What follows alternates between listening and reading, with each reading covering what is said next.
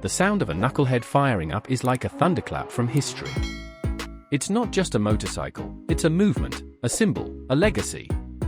The Harley-Davidson Knucklehead is often credited with saving the brand during one of its most critical periods. It brought new technology, timeless style, and a rebellious attitude that would come to define Harley culture. But how did this 1930s machine become one of the most revered motorcycles of all time? Let's dive deep into its powerful past. Pre-knuckle era, flatheads and the need for change. Before the Knucklehead, Harley was primarily producing side-valve engines, also known as flatheads. While reliable, they lacked the performance needed to compete with newer designs from European and American rivals. The world was changing, and so were rider expectations. People wanted more speed, more power, and more innovation. Harley engineers knew they had to revolutionize their offerings or risk being left behind. This pressure birthed the overhead valve V-twin masterpiece that we now know as the Knucklehead. 1936, the birth of the EL, a technological milestone. 1936 was the year that changed everything. Harley introduced the Model EL, a 61 cubic inch, 1,000 cubic centimeters, overhead valve V-twin that stunned the motorcycling world. This wasn't just a small update, it was a complete reinvention. With around 40 horsepower and a top speed of 95 miles per hour, the EL was one of the fastest production motorcycles of its time. It was reliable, powerful, and, most importantly, exciting. Riders felt like they were riding into the future. The Knucklehead name, from shape to symbol. The engine's distinctive shape earned it the now legendary nickname Knucklehead. The rounded rocker covers, with their knuckle-like appearance, stood out from every angle.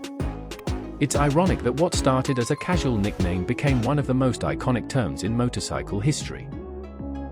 Today, if you say a knucklehead to a Harley rider, you'll see instant recognition and probably a proud smile. Revolutionary features ahead of its time. The Knucklehead introduced features that were revolutionary in its era. Most notably, overhead valves for improved airflow and power. Recirculating oil system, a first for Harley, increasing engine life. For speed transmission, allowing smoother highway cruising. Rigid frame with girder front fork, offering strength and simplicity. These features made the EL not just a great bike for its time, but a reliable platform for customization, racing, and touring. World War II impact, production and pause. When World War II broke out, Harley shifted its focus to military production, building thousands of WLA models for the Allied forces. Civilian knucklehead production slowed during this period, but interest didn't die, it intensified. Soldiers who rode Harleys during the war came back home with a taste for rugged, powerful motorcycles. And many of them turned to the Knucklehead as their bike of choice, kickstarting a post-war motorcycle boom. Post-war boom, veterans, rebels, and choppers. After World War II, the Knucklehead became more than transportation, it became a statement.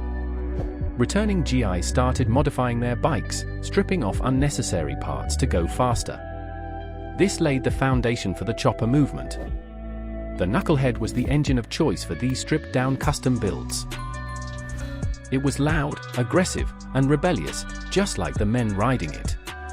Clubs like the Hells Angels and other outlaw motorcycle groups often rode knuckleheads, associating the bike with a certain rough and tough image.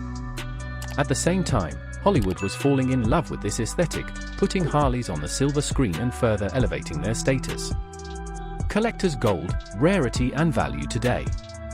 In today's market, a restored knucklehead is a dream machine. They are among the most sought-after vintage motorcycles in the world. Prices range from $40,000 to over $100,000, depending on the condition, originality, and year. 1936 models, being the first-year production, are especially rare and considered holy grails by collectors. For many enthusiasts, owning a knucklehead is less about investment and more about heritage, about preserving a chapter of American industrial art. Influence on modern Harleys. Even though Harley replaced the knucklehead with the panhead in 1948, its DNA is still visible in today's bikes. Modern soft ales, sport glides, and even custom street bobs all draw from the low slump, aggressive profile the Knucklehead helped pioneer.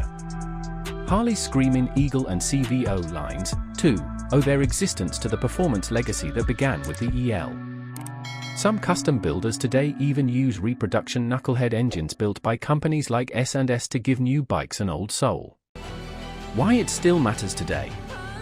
The Knucklehead isn't just remembered for being first, it's remembered for being great. It stood the test of time not just because of nostalgia, but because it introduced engineering, design, and cultural elements that redefined motorcycling. It connected generations of riders, from war heroes to garage builders to modern-day collectors. To this day, riding or even hearing a Knucklehead feels like touching history. It's raw, mechanical, and honest. No rider aids, no ABS, no computers. Just two wheels, a roaring V-twin, and the open road. The motorcycle that made Harley a legend. If the V-twin is the heart of Harley-Davidson, then the Knucklehead is its soul. This legendary machine didn't just push the limits of technology, it shaped a movement. It helped Harley-Davidson survive tough times, fueled a cultural revolution, and gave birth to generations of passionate riders. For bikers around the world, the Knucklehead isn't just a piece of metal. It's a piece of who we are.